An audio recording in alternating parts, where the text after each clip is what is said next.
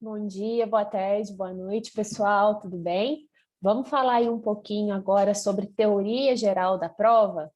Teoria geral da prova, nosso último tópico do nosso último vídeo, né, dessa sequência de vídeos aí que eu disponibilizei para vocês, tá? Então, vamos lá. Antes da gente falar da teoria geral da prova, especificamente falando, né, da prova propriamente dita, a gente tem que ter em mente, né, que o nosso processo judicial é baseado em alegações, né? O autor faz suas alegações de fato de direito, o réu, na sua contestação, vai trazer suas alegações também, né? E até mesmo na sua reconvenção, se assim o fizer, né? Então, a prova é fundamental para que haja, né, a comprovação daquelas alegações, né? Para que o juiz veja, né, se as alegações de fato e de direito do autor são verdadeiras ou se as do réu é que são verdadeiras, para que ele possa, né, dar o seu julgamento, para que ele possa julgar a causa da melhor maneira possível. Então, as provas são de extrema importância, né, na medida aí que guiam o juiz, né, na sua decisão, tá? O termo prova, né, a palavrinha prova, ela pode ser usada de várias maneiras diferentes, tá? A gente pode falar prova dentro do processo judicial, pode falar em prova em uma universidade, em uma faculdade, uma escola, a prova, que é aquela avaliação às quais os alunos são submetidos. Podemos falar em, eventualmente, uma prova de roupa, né? Temos várias aí hipóteses, né, em que essa palavrinha prova pode ser utilizada, tá? Em sentido, dentro do processo judicial, juridicamente falando, a prova pode ser tida, né, em seu sentido objetivo e em seu sentido subjetivo, tá?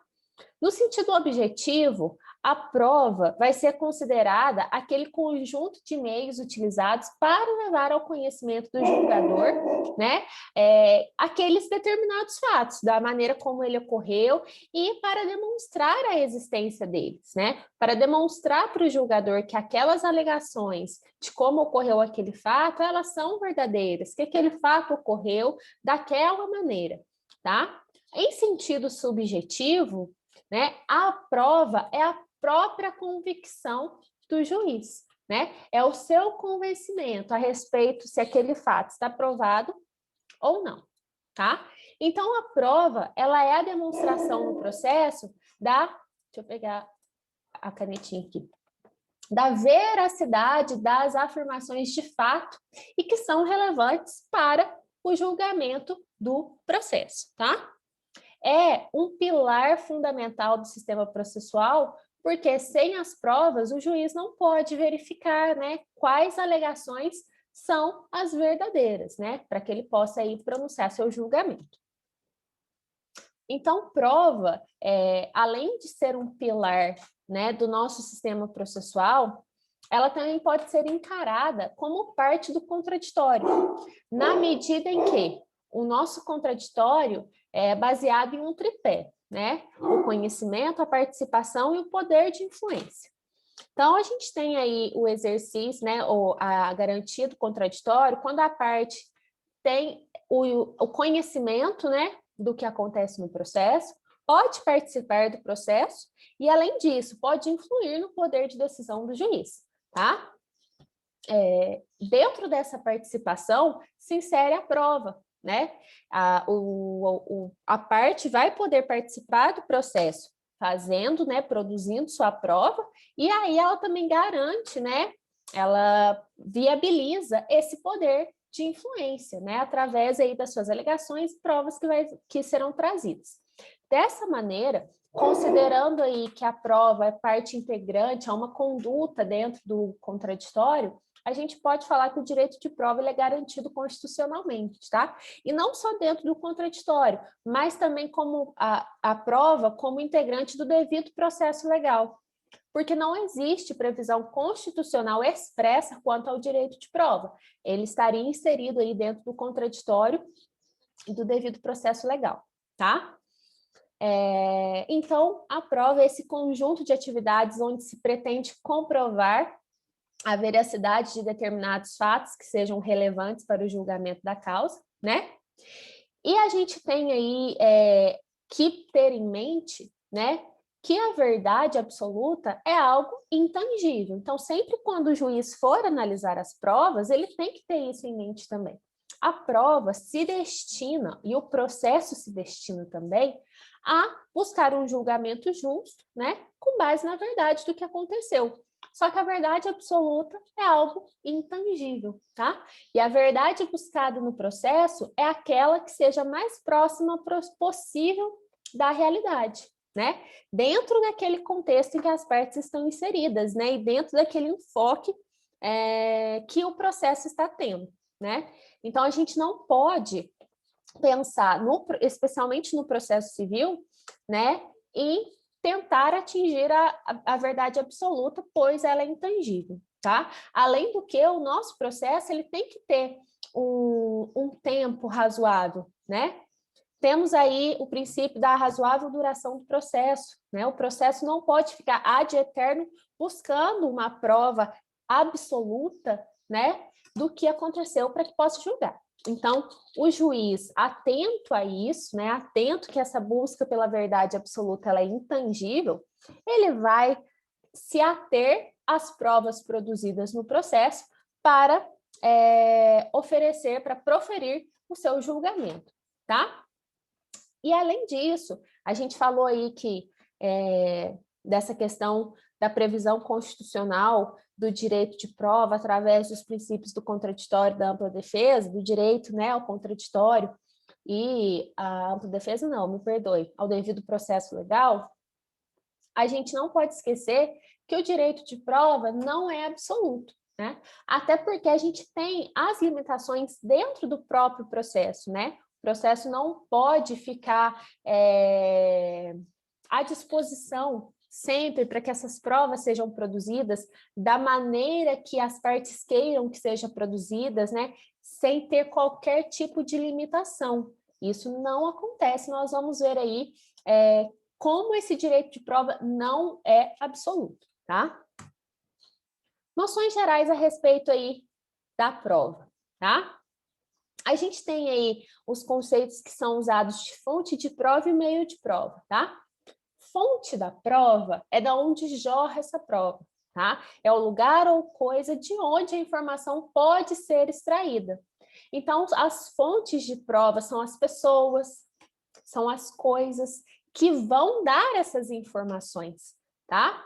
A fonte de prova, pessoas, são tidas como fontes pessoais e as coisas como fonte de prova são tidas como fontes reais. Mas quando uma pessoa passa por uma perícia, tá? Ela é considerada uma fonte real. É como, né, é como se a gente objetificasse a pessoa para submeter a um exame, então ela vai ser considerada uma fonte real. Agora, quando essa pessoa está expondo suas informações, né, está transmitindo para o juiz seu conhecimento a respeito daquela determinada situação, ela é uma fonte pessoal, tá? E os meios de prova são os métodos de extração, os instrumentos técnicos utilizados, a forma como essa prova vai ser colhida lá na fonte, tá? E a gente pode usar aí dos meios de provas legais ou moralmente legítimos, tá? Nós podemos utilizar de provas típicas e provas atípicas, tá? E aí a gente pode ter como exemplo de meio de prova a prova documental, tá?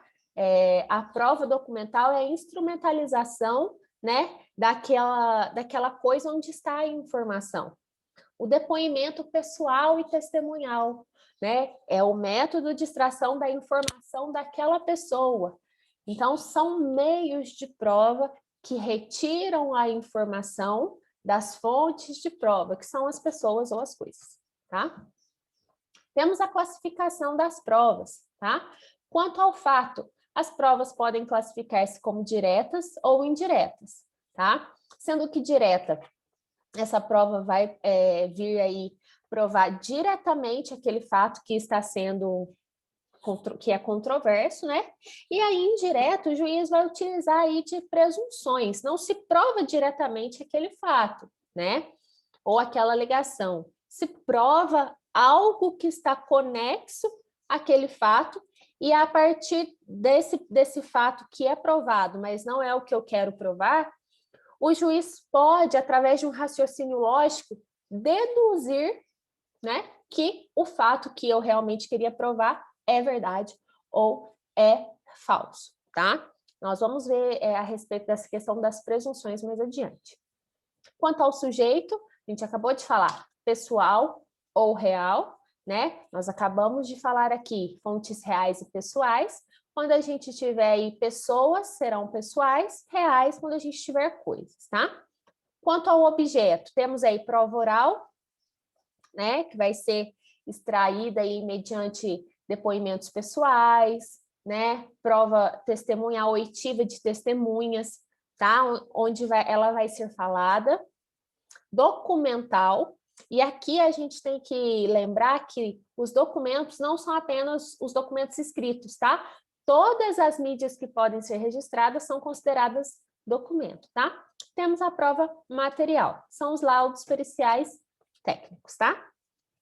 Quanto à preparação, as provas podem ser pré-constituídas ou constituendas, tá? Sendo que as provas pré-constituídas é aquelas que já existem antes de eu entrar com o processo. As provas constituendas são aquelas que eu produzo dentro do processo, tá? No decorrer do processo. Quanto à previsão legal, as provas podem ser típicas, tá? E aí a gente tem essas previsões aí que o CPC traz para nós: ato notorial, depoimento pessoal, confissão, exibição de documento ou coisa, prova documental, documento eletrônico, prova testemunhal, perícia, inspeção judicial, prova emprestada, tá? Ou atípicas, tá? A gente pode utilizar de provas atípicas, desde que esses meios, né, sejam aí moralmente legítimos. Se você for uma pessoa bastante criativa aí e descobrir uma forma de provar algo que não está aqui nos meios de prova típicos, você pode utilizar, tá? Porque nós adotamos o padrão da atipicidade. Não precisa estar tipificadamente no código para que você faça a utilização dessa prova. Tipificada, não precisa estar tipificada para que você faça o uso dessa prova, tá? Aí o artigo 369 vem aí comprovar esse padrão da atipicidade, tá? As partes têm o direito de empregar todos os meios legais, bem como os moralmente legítimos, tá? E não apenas as provas que forem especificadas no código, tá? Sendo aí uma pessoa bastante criativa, você pode utilizar outros meios de prova, tá? Então, vamos falar um pouquinho sobre umas questões que são importantes, né, ainda na teoria geral da prova, e que são fundamentais para que depois, quando forem estudar provas em espécies, vocês já tenham aí essa noção de como acontece, tá? A questão da prova emprestada, ela é interessante, tá? O que é a prova emprestada? É a utilização da prova colhida ou produzida, né, em determinado processo, que não é para onde eu quero levar essa prova, no processo atual. Eu tenho um processo, né? Processo A, e eu pego uma prova do processo B para usar no processo A, tá? Isso se chama prova emprestada. Eu pego emprestada a prova daquele outro processo para usar aqui, tá? Hoje, a gente tem tratamento expresso, tá? Porém, a gente não tem uma regulamentação muito clara. Aqui, regulamentando, mas está errado, depois eu corrijo para mandar para vocês. A gente não tem uma regulamentação muito específica a respeito disso, tá? Então, a doutrina e a jurisprudência, elas vêm limitar o alcance da prova emprestada, tá? Ela busca aí economia processual e aproveitamento dos atos probatórios, tá? A economia processual é bastante clara, né? Essa ideia da economia processual, poupa tempo, poupa recursos, né? E vai acabar se repetindo um ato que talvez já está pronto. No aproveitamento de atos processuais, de atos probatórios, a gente pode até considerar, né, eventualmente, uma prova que envolva alguém que já foi falecido, mas que a prova já está feita, né? Então, a gente vai viabilizar esse aproveitamento através da prova emprestada, tá? Então, a doutrina e a jurisprudência vão vir aí delimitar o alcance dessa prova emprestada, tá? E quando a gente fala de provas documentais e provas pré-constituídas que eu pego em outro processo, a gente não tem muito problema, tá? O problema maior a gente tem quando essas provas vão sendo constituídas dentro do processo, seja aí um depoimento pessoal, uma confissão, uma oitiva de testemunha, aí a situação fica mais complexa, porque não é um documento que já estava pronto, né, antes daquele processo. E aí, a jurisprudência, ela traz aí alguns requisitos para admissibilidade, tá? Que o STJ trouxe esses requisitos aí, tem um julgado, depois eu coloco o número dele para vocês aí, não sei se eu vou ter ele aqui agora. Não, é mais fácil eu pôr no slide depois para vocês. E através desse julgado, a gente pode tirar os requisitos da admissibilidade da prova emprestada, tá? Então, o que precisa para ela ser utilizada? Que a prova tenha sido colhida em contraditório na origem, ou seja, no processo, né, em que ela foi feita, e que ela seja inserida em contraditório no destino, ou seja, no processo que vai utilizar essa prova, tá? É uma questão polêmica essa desnecessidade para o STJ de identidade de partes, tá? Mas essa questão vai acabar sendo levada em consideração para o juiz quando ele for fazer aí, sopesar essas provas e fazer a valoração delas, tá? O que isso quer dizer? Pode ser que num processo que eu pegue a prova emprestada, não esteja figurando eu e o réu contra que eu ingressei com a ação. Pode estar figurando o réu e outra pessoa, ou eu e outra pessoa. A gente não tem a identidade de partes, né? Para o STJ não é um requisito necessário, tá? Mas pode ser levado em consideração pelo juiz, porque se houver essa identidade de partes, a verossimilhança é muito maior, né? As duas partes estavam lá com direito ao contraditório quando aquela prova foi feita. Então, essa prova com identidade de partes, essa prova emprestada, vai ter um peso, pode ter um peso aí, o juiz pode atribuir a ela um peso bem maior por conta dessa verossimilhança, tá? E a natureza da prova emprestada vai permanecer a mesma, né? Se era um depoimento pessoal, viria como um depoimento pessoal, né? Prova documental, enfim, a natureza da prova permanece a mesma, tá? Outro aspecto importante, quando a gente fala aí da teoria geral da prova, é o dever de colaboração, tá? A gente acabou de falar, né? Acabei de falar aqui para vocês, que a verdade em si é inatangível, né? É intangível, né? Acho que está errado, né?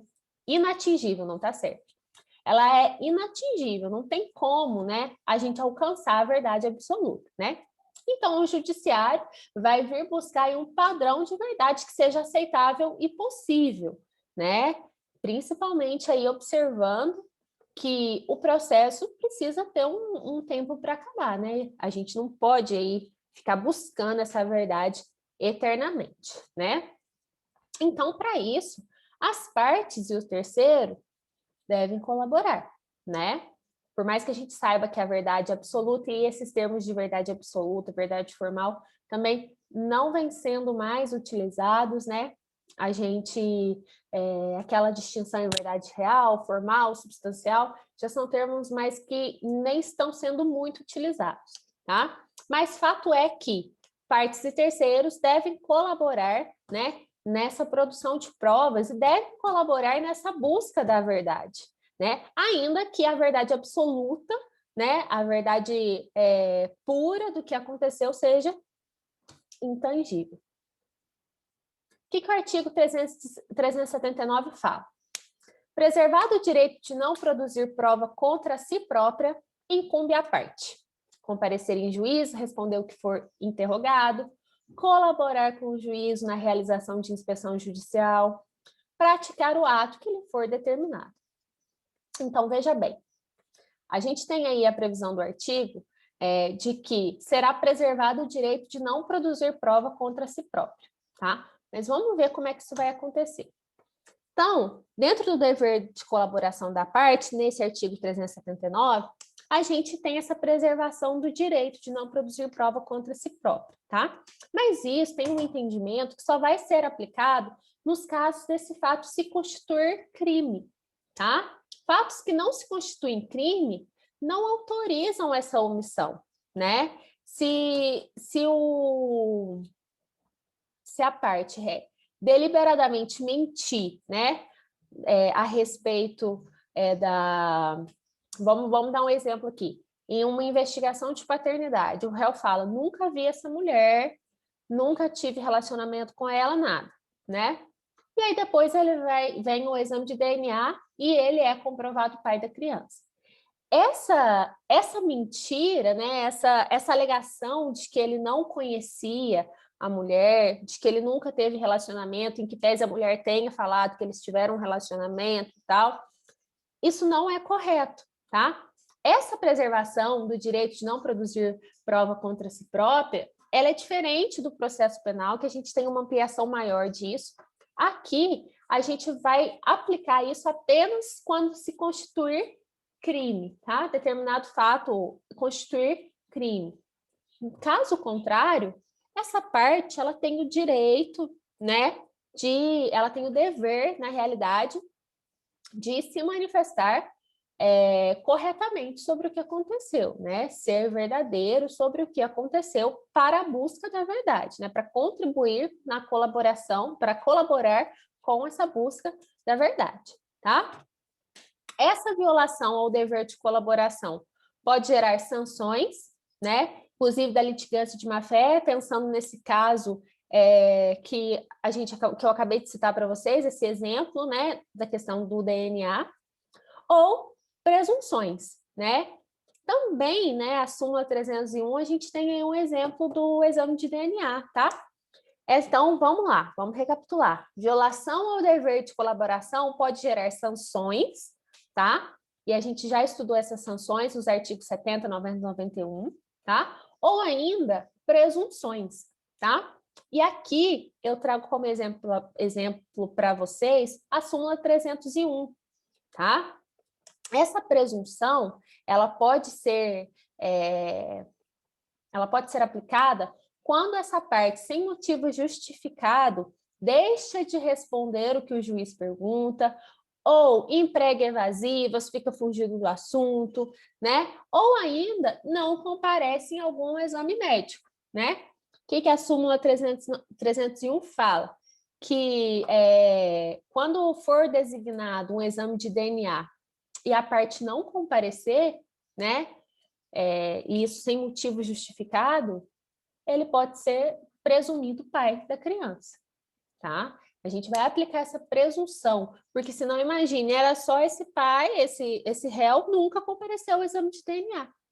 E aí, ele não comparecendo, pode ser aplicada a presunção juris tantum de que, efetivamente, ele vai ser o pai da criança, tá? Então, tem que tomar cuidado com isso.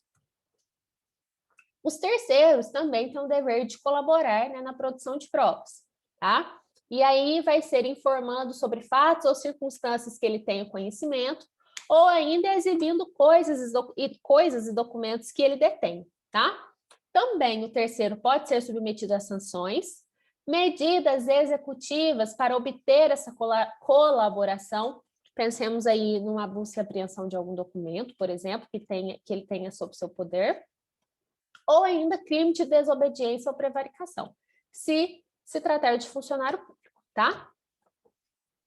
E os limites ao dever de colaborar, ou seja, né, a parte não é obrigada a depor sobre determinados fatos, esses limites, eles estão previstos lá no artigo 388, e aqui vem, ó, a parte não é obrigada a depor sobre fatos criminosos ou torpes, tá? Aquela questão que a gente falou de produzir prova contra si, tá? Quando se tratar de fatos criminosos ou torpes, a parte não é obrigada a depor. Também a parte não é obrigada a depor a fatos que devam manter sigilo por estado ou profissão, advogados, né? Muitas vezes a gente tem que manter sigilo aí a respeito das confissões que os nossos clientes nos fazem, né? Nosso dever, assim como os médicos, por exemplo, tá? E ainda de fatos que gerem dano à sua honra, ou a do seu cônjuge, ou companheiro, ou parentes até 4º grau, porque são os parentes sucessivos, né? Que a gente tem aí sucessão. E fatos também que coloquem em perigo a vida da própria pessoa, né? Da própria parte, ou ainda, né? Ou do terceiro, ou ainda das pessoas que estão citadas aqui em cima, né? Cônjuge, companheiro ou parentes até 4º grau, tá? A respeito do terceiro, gente, eu estou observando aqui, o artigo é o 448, tá? Que ele vai falar a respeito dos fatos que a testemunha não é obrigada a depor, tá? Assim como, né, a testemunha não é obrigada a depor nos fatos que acarretam grave dano, tá? E aí, da mesma forma aí que o artigo 4, bem como ao seu cônjuge, companheiro, ou parentes consanguíneos ou afim, em linha reta ou colateral, tá? Aí aqui, vamos ter aqui as hipóteses que estão lá no artigo 448, tá? Deixa eu passar aqui.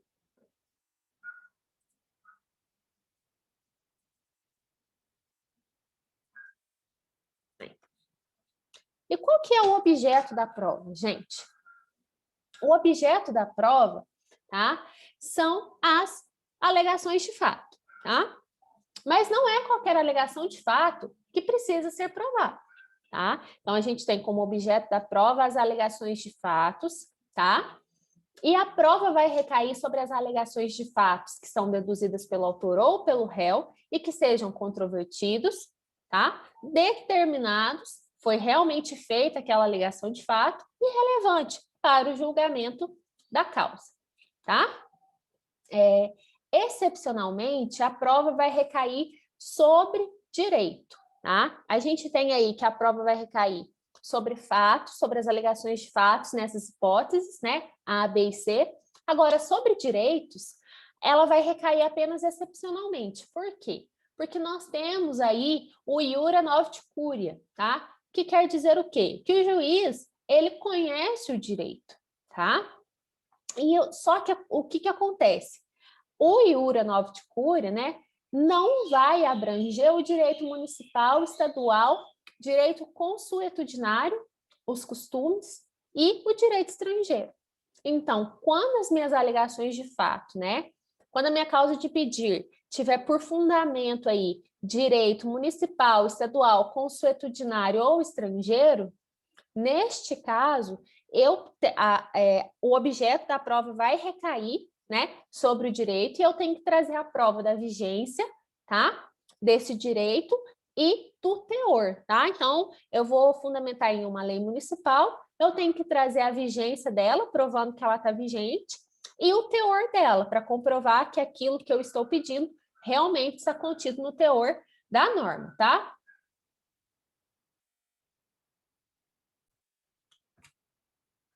Quais são os fatos que independem de prova, gente?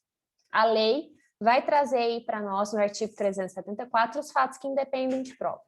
Os fatos notórios, que são aqueles de conhecimento geral. E aí aqui a gente não precisa que o fato notório seja de conhecimento geral de todo mundo, tá? Basta ser de conhecimento geral entre os envolvidos no processo, tá?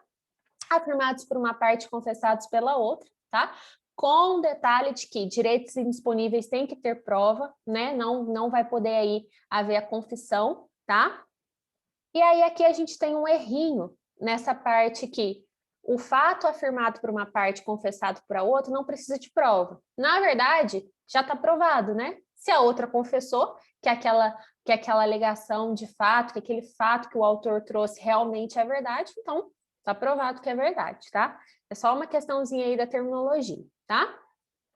Os admitidos como incontroversos também não dependem de prova, exceto os direitos indisponíveis, né?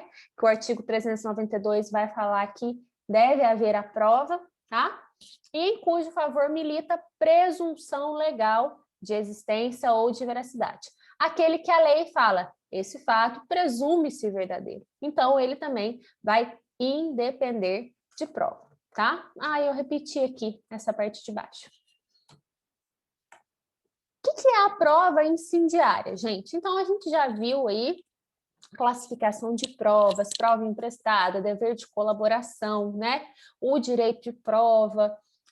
Vimos também aí, né, essas questões que independem de prova, né? E a gente falou aqui sobre essa questão da presunção legal, tá? Vamos continuar falando sobre presunção, mas falando aí da prova indiciária, tá? O que é isso, tá? É aquela prova, né, em que o juiz vai se valer de presunções para construir um raciocínio lógico capaz de conduzir à conclusão da ocorrência do fato ou não. Ou seja, o que vai acontecer? O juiz vai pegar um ponto de partida, tá? E vai fazer uma ponte até onde está o fato que deve ser provado, tá? A partir desse ponto de partida, a gente vai presumir, né, essa questão se o fato provado é verdadeiro ou não, tá? Os fatos que são presumidos, eles não dependem de prova, tá? E aí, esse ponto de partida, o juiz precisa ter convicção daquilo, tá? Verificado o ponto de partida, o juiz vai fazer essa ponte para verificar como que ele vai avaliar aquele fato que a gente não tem a prova, mas que eu vou usar da presunção para analisar ele, né? Se ele vai ser considerado verdadeiro, né, ou falso. Então, o juiz parte de um fato que não é o fato que ele quer provar, né, que precisa ser provado, né, que o juiz quer provar, não, que precisa ser provado, tá? E a partir desse fato, ele faz a ponte e chega ao fato que precisa de prova. Vamos ver como é que vai acontecer isso. Essa presunção, tá? Ela pode ser judicial ou simples, tá? Também chamada de simples. Na presunção judicial ou simples, o que acontece? Essa ponte, né? O juiz parte de um fato para chegar ao fato que precisa de prova, ela é feita pelo próprio juiz, tá? Essa ponte é feita através do uso da inteligência do juiz, né? De raciocínios lógicos do juiz. E aí, através do uso da sua inteligência, aplicando aí regras de conhecimento comum e de experiência técnica, tá? Essa experiência comum aí vai ser o que geralmente acontece no dia a dia, tá? Vamos pautando aí no conhecimento de um homem médio, para verificar, para fazer essa ponte e verificar se aquele fato que carece de prova pode ser considerado, né, verdadeiro ou falso para que ele possa julgar. Exemplo, tem um acidente de trânsito, né, a parte autora alega que a parte ré estava em altíssima velocidade. Não existe câmera, não existe radar, não existe testemunho. Não tem como provar. Carece de prova essa alegação da parte autora, de que o réu estava em alta velocidade. Acontece que no lugar que aconteceu o acidente, por fotos, ficou demonstrada uma marca de freio gigantesca, fortíssima. A rua está preta com a marca do pneu. A partir dessa marca de freio, que é o ponto de partida, o juiz vai construir, fazer o uso da sua inteligência e do conhecimento aí, né, da experiência comum, das regras de experiência comum, ele vai chegar à conclusão se o réu estava em alta velocidade ou não. Nesse caso, como a marca de freio estava no local do acidente, né, e foi vinculada ao acidente, né, tem a foto ali comprovando, o juiz vai chegar à conclusão que realmente o réu estava correndo muito. Porque se ele não estivesse correndo muito, a marca de freio não ia estar daquele jeito, tá? Presunção também pode ser legal, tá? A fonte, nesse caso, é feita pela lei, tá? Se o juiz chegar à conclusão de que o fato do ponto de partida aconteceu, a própria lei vai fazer a ponte para ele, tá? A própria lei vai dar a conclusão advinda desse fato que o juiz teve como ponto de partida, tá? Exemplo, o artigo 1597 fala a respeito da presunção dos filhos havidos no casamento. Aí vai falar que os filhos nascidos com pelo menos a partir de 180 dias, isso, a partir de 180 dias do casamento, contados da data ali, né, do casamento, da convivência matrimonial, são presumidos filhos do marido. Da mesma forma que aqueles filhos nascidos até 300 dias após a separação do casal são considerados filhos do marido também. O que o juiz precisa verificar? Quando que a criança nasceu. Verificado esse ponto de partida, o juiz concluiu a respeito desse ponto de partida, a criança nasceu data tal.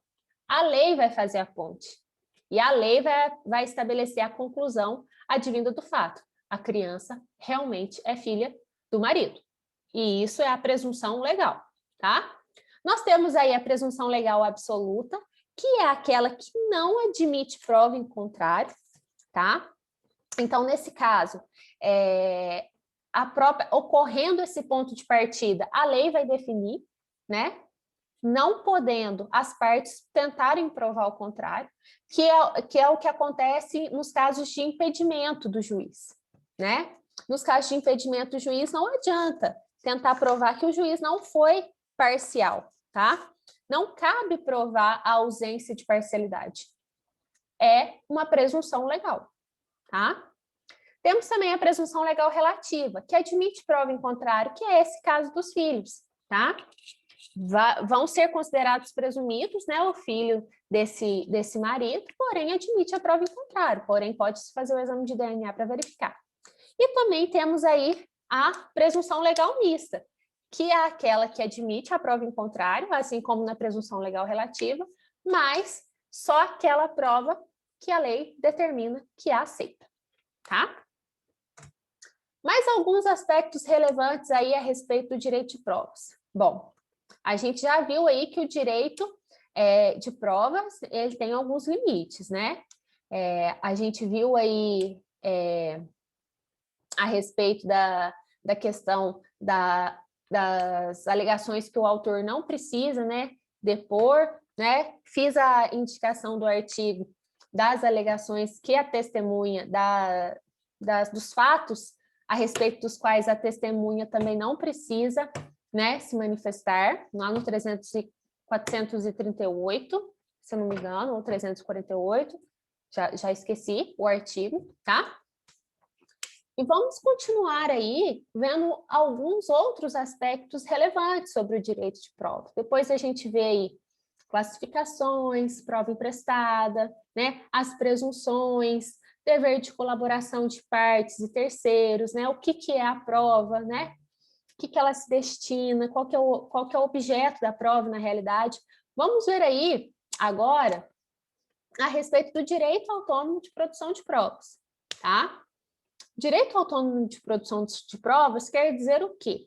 As partes têm realmente esse direito autônomo, não precisando estar vinculadas a um processo para poder produzir essas provas. Inclusive, as provas podem ser usadas, né, em fase pré-processual, até mesmo para evitar a lide, né, para evitar o processo, para evitar a distribuição de um processo. Então, temos que, atualmente, o direito de provas é um direito autônomo, as partes não precisam estar vinculadas a um processo para ter direito a produzir uma prova, tá? E um outro aspecto relevante dentro dessa questão da teoria geral do processo são os destinatários da prova, tá? Alguns autores trazem aí como destinatário único da prova o juiz, tá? Meu entendimento, assim como de outros autores, é que o juiz é o destinatário imediato da prova, né? As provas são feitas, né, para o juiz, né? Porque é ele quem vai julgar. Porém, nós temos também destinatários imediatos das provas, né? As provas também servem às partes, aos advogados, aos terceiros e até mesmo ao Ministério Público, como fiscal da ordem, né? As provas vão servir para várias coisas além da decisão, né? As provas podem vir para as partes como uma questão própria de convencimento, de exercício da parte, né? Refletir sobre, será que eu tenho realmente direito ou não? Né? Então, as partes podem até influir mesmo no pensamento, as provas podem até influir no pensamento das partes. A partir que o réu apresenta sua prova, por exemplo, o autor pode falar, nossa, eu acho que eu não tenho direito mesmo, não. Né? Pode servir a isso. Também aos advogados, né, das partes, e também a terceiros, tá? E aqui, ainda que o terceiro não seja interessado, pode servir aí como instrumento da fiscalização do dever de motivação do juiz, né? Se o juiz realmente aí motivou corretamente a sua sentença, como o juiz julgou na sua sentença, né? Se ele se ateve aos deveres que ele deve cumprir, se ele se ateve aos pedidos. Então, serve também aí para fins de fiscalização também de terceiros e, é claro, do Ministério Público também, tá? Temos aí como outro aspecto relevante o princípio da comunhão universal da prova, tá? Que é a possibilidade de interpretação em desfavor da prova que o produziu, tá? A prova, ela vai ser destinada ao processo, tá? Depois que ela chegou no processo, todas as partes comungam da prova. Tá? E, inclusive, o juiz pode julgar contra a parte que produziu aquela prova, tá? A prova é para o processo, a prova não é para a parte. Mesmo que a parte tenha produzido prova desfavorável a ela, ela vai ser considerada, ela pode ser considerada para o juiz, tá? Outra questão relevante, pessoal, é a respeito dos poderes instrutórios que o juiz tem dentro do processo, tá? As partes vão requerer a produção de provas dentro do processo, elas devem requerer a produção de provas dentro do processo. Porém, o juiz ele pode determinar essa produção de provas de ofício, tá? Sem que ele seja considerado parcial. Isso porque, quando o juiz pede uma prova, ele não sabe, né, o que vai dar aquela prova. Quando ele determina uma prova, ele não sabe se vai ser a favor do réu, se vai ser a favor do autor. É lógico que pode haver aí algum caso em que o juiz, né, atue parcialmente pedindo alguma prova, mas isso aí, né, que é errado, seria exceção, né? Via de regra, o juiz pode determinar essa produção de provas sem que ele seja considerado parcial, tá? O juiz, né, isso tem fundamento porque o juiz, ele não é mero espectador do processo, ele deve contribuir para a igualdade processual entre as partes, equilibrando as forças e garantindo aí a paridade de armas, tá? Então, ele pode e ele tem os poderes instrutórios para determinar, eventualmente, aí que alguma prova seja feita, tá? Depois, né, que são produzidas as provas ou que o juiz determine aí, eventualmente, a produção de alguma prova, produzidas, né, dentro do processo, ou tendo sido todas já juntadas, provas pré-constituídas já juntadas, o juiz vai passar a análise dessas provas, né? E o juiz vai fazer a valoração dessas provas, né? A valoração das provas trata-se de como o juiz vai interpretar essa prova dentro do processo, tá? E a gente tem métodos de interpretação, né? Métodos de valoração dessas provas, tá? Nós já chegamos a comentar aqui, quando nós falamos lá da evolução do processo civil, que antigamente nós tínhamos aí a prova legal ou tarifada, tá? E a prova legal ou tarifada, ela é caráter excepcional, tá? A lei determina se a prova vale ou não. É um controle fora, é um instrumento de controle fora das mãos do juiz, tá? Como eu disse, a gente tinha, né, a gente viu essa questão do sistema do método de prova legal ou tarifada quando a gente viu lá sobre a evolução do processo civil, mas hoje a gente ainda tem resquícios, né, dessa prova legal ou tarifada. E aí, citando o artigo 406 do CPC, para vocês darem uma lida depois, né? E ela vai ser, como eu disse, utilizada, né, apenas em caráter excepcional, né? Imaginemos a situação em que a prova de determinado fato depende de determinado documento que a lei prevê, né? A lei prevê como será aprovado aquele determinado fato.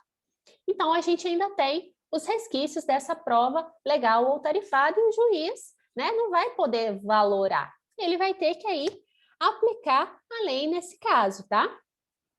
Temos também aí o método de livre convencimento, né, ou convicção íntima, que também temos resquícios aí de caráter excepcional, mas lá no tribunal do júri, tá? Quando a decisão vai ser tomada, né, com base na convicção íntima, né, dos julgadores, né, das pessoas que vão estar lá para poder decidir, né, se vai ser condenado ou não. Elas não vão ter nenhuma amarra legal, né, apenas com base na convicção íntima. Mas, né, a nossa regra do sistema é o método de livre convencimento motivado ou persuasão racional. Por que esse livre está entre parênteses aqui, tá? No caso do livre convencimento motivado ou persuasão racional. No caso da letra B, na verdade, ele poderia até estar fora de parênteses, porque não há nenhuma amarra legal, né? O convencimento é livre mesmo. Depois eu vou alterar aqui no slide para vocês. Mas na letra C, que é a nossa regra geral, né? Nós temos aí o livre entre parênteses, porque o juiz não pode livremente, né, decidir, né, se convencer livremente. Na verdade, o que ele tem que fazer, né? Através aí do seu raciocínio lógico, analisar as provas, né? Oferecer uma resposta para o caso, mas depois ele tem que motivar, né? Então, ele não é de todo livre, ele tem que ter essa construção do seu raciocínio lógico e motivá-la, explicando, né? Por que ele chegou àquela conclusão de procedência ou improcedência do processo, baseado em que provas, né, e de que maneira ele construiu esse raciocínio. Então, o livre entra aí entre parênteses, porque o juiz não é tão livre assim, tá? Ele tem que se ater, né, à legislação, né? Ele tem que se ater às alegações que foram feitas, né, aos pedidos, verificar as provas, né? E aí construir seu raciocínio lógico e motivá-lo, tá?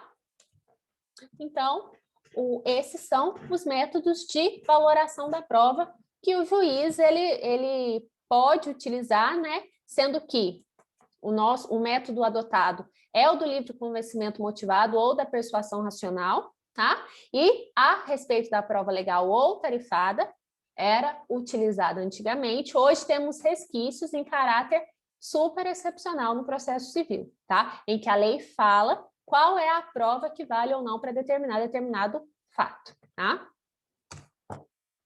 Vamos passar então agora para o ônus da prova, tá? O ônus a gente já viu lá quando a gente estudou a contestação, né? O ônus é um imperativo do próprio interesse, né? Ele é uma faculdade capaz de me trazer vantagens ou desvantagens, diferente de obrigação e de dever, que são formas de sujeição, tá? O ônus da prova, ele vai se referir ao que cada um tem que provar para ganhar o processo, né? Eu vou querer provar que a minha alegação é verdadeira para que eu saia vencedor, né? E pensando nisso, né, do que cada um tem que provar, o autor quer provar o quê? Que o que ele está falando realmente aconteceu. O réu quer provar o quê? O réu quer provar que aquilo que o autor está falando não faz sentido, né? Pensando aí no que costuma-se, né, ser provado, que as partes costumam querer provar, na maioria das situações, foi criado aí o critério estático do ônus da prova, que é a regra geral do nosso sistema. Previsto lá no artigo 373, nós temos a previsão de que o ônus da prova incumbe ao autor quanto ao fato constitutivo de seu direito, por óbvio, né? Se eu entro com o processo, eu quero mostrar para o juiz, eu quero provar para o juiz que eu tenho direito, né? E para o réu, quanto à existência de fato impeditivo, modificativo ou extintivo do direito do autor, tá? Só que o que acontece?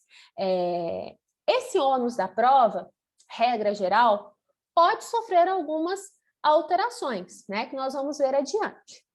E por que é importante a gente saber esse critério estático do ônus da prova, que é a regra geral do nosso sistema? Porque em determinados momentos, né, em determinados processos, pode ser que a gente não tenha aí todas as provas necessárias para o julgamento. E aí o juiz vai se utilizar do critério estático para decidir a causa, né?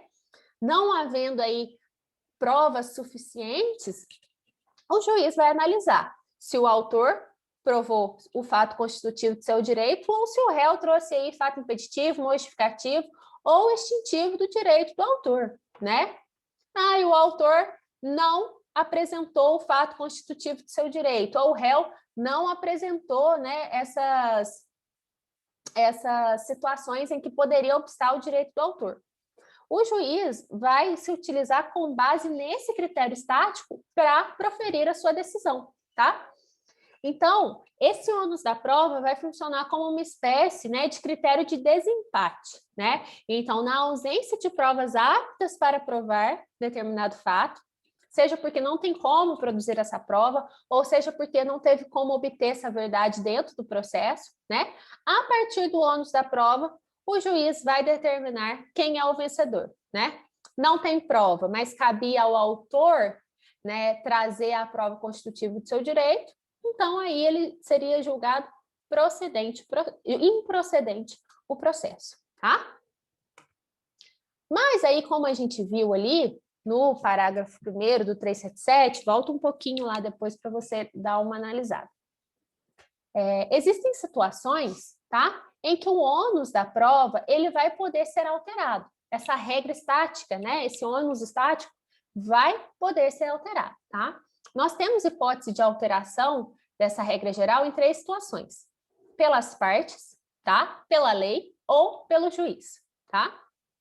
Pelas partes. É possível, tá? As partes podem alterar a regra, mas só quando o direito for disponível, tá? Ou nas causas em que a mudança não implique em excessiva dificuldade. A gente não pode admitir, né, que as partes convencionem aí a alteração da regra geral para que uma parte ali ferre a outra, né? Para que uma pessoa que esteja em uma relação de hipossuficiência dentro daquele determinado contrato se sujeite ao mando da que tem mais força e fale, não, pode deixar, deixa comigo que eu vou comprovar tudo, e assina lá, né?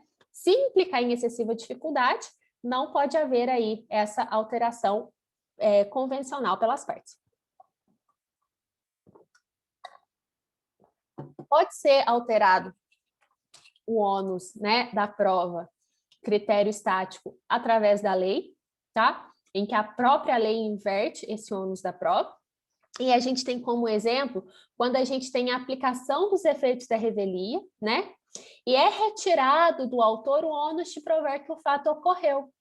Porque aí as alegações do autor vão ser consideradas verdadeiras, né? E aí o réu que tem que provar que não ocorreu. Então, houve uma inversão desse ônus, tá? Pelo juiz, nós também temos a possibilidade da alteração do padrão legal, tá? E aí vai ser feito quando o juiz notar, né, a incapacidade ou a maior dificuldade de uma das partes produzir as provas. Nesse caso, né, de acordo com as peculiaridades da causa, o juiz pode redistribuir esse ônus, tá? Por exemplo, uma ação, né, em que o autor tem que provar o seu direito, o fato, né, que constitui o seu direito. Tem que provar suas alegações, de fato, que vão aí constituir o seu direito. E aí ele precisa provar que um equipamento mecânico de alta complexidade, por exemplo, não funciona. Só que o autor não tem condições, o autor não é especialista nisso, né? Aí o juiz poderia fazer, né, essa alteração do ônus para que o réu que tem aptidão comprove que o equipamento está funcionando corretamente, né? Aí o réu teria que fazer essa comprovação e não o autor, tá? Isso porque naquela peculiaridade daquele caso, o autor tinha incapacidade ou uma maior dificuldade de produzir essa prova, tá? Quando o juiz vai fazer essa modificação do padrão geral, né, do padrão legal, né, da regra geral do ônus da prova, quando ele vai fazer essa modificação, ele deve fazer essa modificação na decisão de saneamento do feito, tá? Isso porque o juiz tem que oportunizar as partes se desincumbirem desse ônus, tem que oportunizar que as partes, né, possam fazer essas provas. Não pode pegá-las de surpresa na sentença, por exemplo, tá? Se o juiz não for modificar o padrão, aí ele pode ser silente, porque se nada manifestar contra o ônus da prova, que vai ficar o ônus regra geral, tá? Última questão aí dentro da teoria geral da prova é a respeito das provas ilegais, tá? A prova ilegal, né, é toda aquela que contraria norma legal ou norma constitucional, tá? Elas podem ser classificadas em que pese tem autores que não gostem dessa classificação entre provas ilícitas ou ilegais, falando que colocando todas as provas, né, com o termo de provas ilícitas e não fazendo essa divisão entre ilícitas e ilegais, mas elas podem ser classificadas, né, de acordo com alguns autores, como provas ilícitas ou provas ilegais, tá? Sendo que as ilícitas são aquelas provas, né, que violam direito material, e as ilegítimas, tá ilegal aqui, eu me confundi realmente, gente. Provas ilegais seria o gênero, né, e a classificação seria provas ilícitas e provas ilegítimas, tá? E as provas ilegítimas violariam aí direito processual, tá? Elas não são, via de regra, admitidas no processo. Elas não podem ser consideradas vias de regra no processo, tá? E a decisão que é baseada em prova ilícita apenas será nula se for fundada exclusivamente na prova ilícita, tá? E aí aqui, o que acontece? Se a decisão for fundada exclusivamente nessa prova ilícita, né, ela seria nula. Se ela é fundamentada, se ela é fundada em outras provas, né, aí ela não seria nula, tá? Alguns autores vêm defendendo aí, né, que excepcionalmente pode ser utilizada a prova ilícita com base no princípio da proporcionalidade, tá? O que quer dizer isso, né? Que sopesando, né, o interesse na obtenção da prova com, né, os valores que são protegidos quando a gente impede que provas ilícitas sejam admitidas, por exemplo, intimidade, honra, né? Quando sopesando esses valores, prevalecer o interesse na obtenção de provas, né, sobre o valor protegido, que estaria, por exemplo, em risco, aí esses autores, né, que são adeptos dessa corrente, admitiriam excepcionalmente o uso dessas provas ilícitas no processo, tá? Para dar uma maior aprofundada nessa questão, porque existem alguns entendimentos variados a respeito disso, lá na página 679 e 680 do livro do Humberto Dalla Bernardini Pino, ele vai trazer aí mais detalhadamente essa questão da utilização dessas provas, tá? Aqui no nosso CPC, a gente não tem, né, essa disposição a respeito aí da aplicação, né, das provas ilícitas, né, da vedação do uso de provas ilícitas por derivação, tá? Então, a gente faz o quê? Faz uma aplicação subsidiária do artigo 157 do CPP, tá? Então, a gente tem aí a aplicação da teoria dos frutos da árvore venenosa também aqui no Código de Processo Civil, tá? Então, a gente tem aí que provas ilícitas, mas que derivam de provas lícitas, né? mas que derivam de provas ilícitas, também são inadmissíveis, tá? Exceto se houver aí o nexo de causalidade ou quando essa prova pudesse ser obtida de outra maneira, tá? Aí elas serão admissíveis, aplicando aí subsidiariamente o artigo 157 do CPP, tá?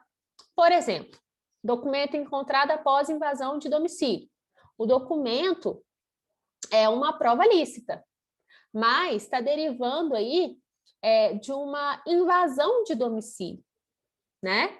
Então, essa invasão contaminaria essa prova, né? Ou a interceptação telefônica, pensando aí num processo penal, a interceptação telefônica autorizada pelo juiz com base em algum documento falso. Então, a gente teria contaminação dessa prova lícita, o que faria que ela não fosse admitida dentro do processo.